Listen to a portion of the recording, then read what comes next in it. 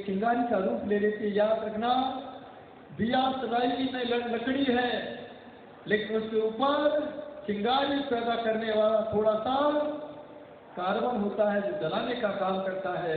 हमारा पूरा जीवन लकड़ी के समान होता है, लेकिन जब सिर का आकार उस कार्बन की तरह हो जाता है तो ना जाने कितने लोगों को जला के राख कर देता है।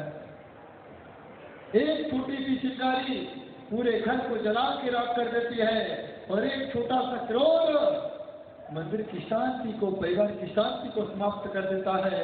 झगड़ा हुआ तो पति ने गुस्से में बोल दिया तू जानवर है, पत्नी ने सामने उठाया। और पहले के समय की पत्नी की बात नहीं, मैं तो आज के समय की पत्नी की बात कर रहा हूं। सीता को कितना कष्ट आया, लेकिन उसने कभी राम को जवाब नहीं दिया। कभी नहीं कहा सीता ने रोते हुए कि मेरे तो कर्म फूट गए, राजा के घर में पैदा हुई और राम के साथ मुझे 14 वर्ष तक जंगल में घूमना पड़ रहा है। राम पुनः लेकर के सीता को आते हैं, फिर भी सीता की अगली परीक्षा होती है, फिर भी सीता ने जवाब नहीं दिया। मैं तो चली अपने मायके, 14 साल बहुत हो गए, मैंने सहन कर लिया, इससे ज्यादा मैं सहन नहीं कर सकती। एक जवाब नहीं दिया। सीता ने सोचा इसमें पिताजी का कसूर नहीं है, मेरे कर्मों का कसूर है।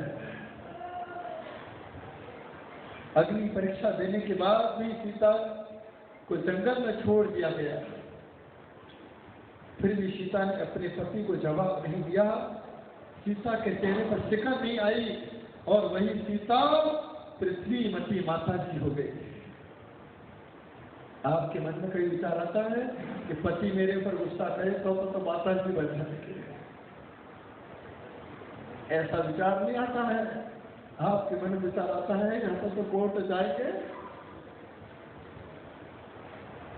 अलग अलग रहेंगे, सेपरेट सेपरेट रहेंगे, महीने का खर्चा मांग करके अपना जीवन चला देंगे। याद रखना, सबसे ज्यादा सहन शक्ति स्त्रियों के अंदर होती है।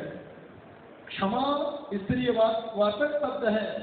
धरती को माता कहा जाता है, जन्म देने वाली एक माँ हुआ करती है, और क्षमा को माँ कहा जाता है। याद रखना, इन माँ को कितने गालियां मिलती हैं, कितने कष्ट ये सहन करती हैं।